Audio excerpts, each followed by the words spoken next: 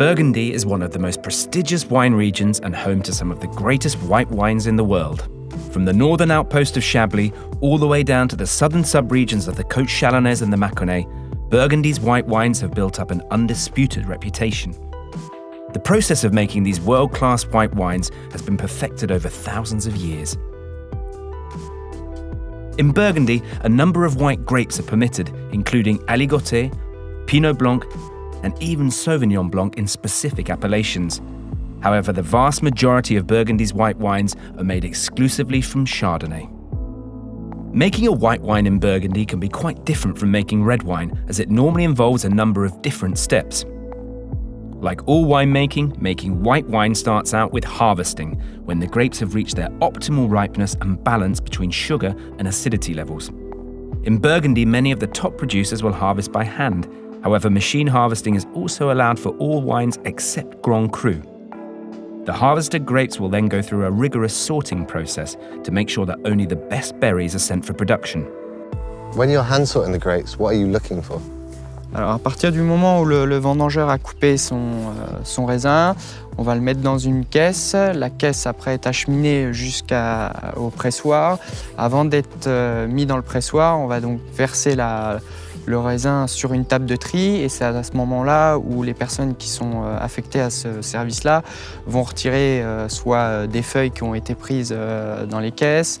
On va essayer de retirer des petits raisins secs qui ne sont pas forcément voulus. On va retirer, si on a une année où il y a du botrytis, on va retirer les grains qui sont touchés par le botrytis.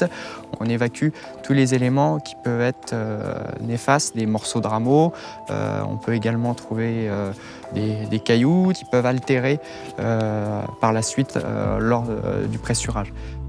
This sorting can be done either by hand or with a high-tech machine that removes the unwanted berries. Once the grapes have been sorted, they will be ready for pressing. Grapes will be placed into a press, which in Burgundy is most commonly a bladder press. This is a type of steel tube that has a large bladder inside. The bladder will slowly inflate, expanding and pressing the grapes gently. The juice then runs out and is stored in large vats or oak barrels. While stored, the unfermented grape juice, known as must, will settle, with any sediment resting at the bottom. Once settled, this sediment is removed and the wine can begin fermentation. The first phase of fermentation is the alcoholic fermentation. This occurs either naturally or through the addition of selected yeasts to the vat. Alcoholic fermentation is the process of yeast consuming the grape's natural sugars, and there are three natural byproducts of fermentation: ethanol, carbon dioxide, and heat. So how long does the fermentation process last? Alcoholic fermentation can do 2-3 weeks, and after we have a second fermentation called Malolactic Fermentation, and this fermentation can during 2-3 months during the winter. This next step of malolactic fermentation happens naturally as the cellars start to warm up in the springtime, though it may occur beforehand. During malolactic fermentation, microorganisms naturally found in grape juice transform tart malic acid, found in green apples, into soft lactic acid, which is found in milk. This process softens the wine and helps to give a round and creamy texture. Some producers may prefer to prevent the malolactic fermentation from occurring as a stylistic decision to maintain fresh, crisp acidity in their wines. This can be controlled by adding sulfur dioxide or keeping the wine at a low temperature where this fermentation cannot take place. So what are the basic steps for fermenting white wine? For the white wines, here in Burgundy we use Chardonnay. We need to have beautiful grapes in a good maturity. We do the press, we press the grape, we obtain the juice, and after we put the juice in the barrel. And we are waiting. After the alcoholic fermentation, we change the sugar in alcohol, and we do aging between 12 and 18 months.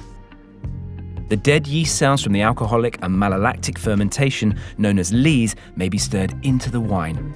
This process is known as batonnage and can add unique flavors to a wine such as nutty or bready characteristics. After malolactic fermentation, the lees are removed and sulfites might be added to the wine to preserve it. The wine will then go through a maturation period and may be left in oak barrels or other vessels such as stainless steel tanks over a number of months, depending on the producer's preference. This process is known as élevage. This step is critical to the development of flavours and aromas in a wine. In Burgundy, French oak barrels of 228 litres are preferred and act as the perfect vessel for maturing the wine. Tiny pores in the wood allow for micro-oxygenation, softening the wine and creating a smoother final product. Maturation for top white Burgundy is often around 12 months. After the maturation phase, the wine is transferred out of the oak barrels and back into a stainless steel vat during what is known as racking and blending. Wines that are made up of different vineyard plots will all be blended together into the tank. The wine is often still cloudy at this point, so a process of fining may be done to remove the unwanted particles, thus clarifying the liquid. Fining agents may be natural proteins such as those found in egg whites or fish, though synthetic products can also be used, most commonly in vegan wines. The final step of the process is bottling, with the wines being transferred from tank to bottle and the final cork being added. Bottles are then labelled and ready for sale. This whole process can take anywhere from a few months to almost 2 years.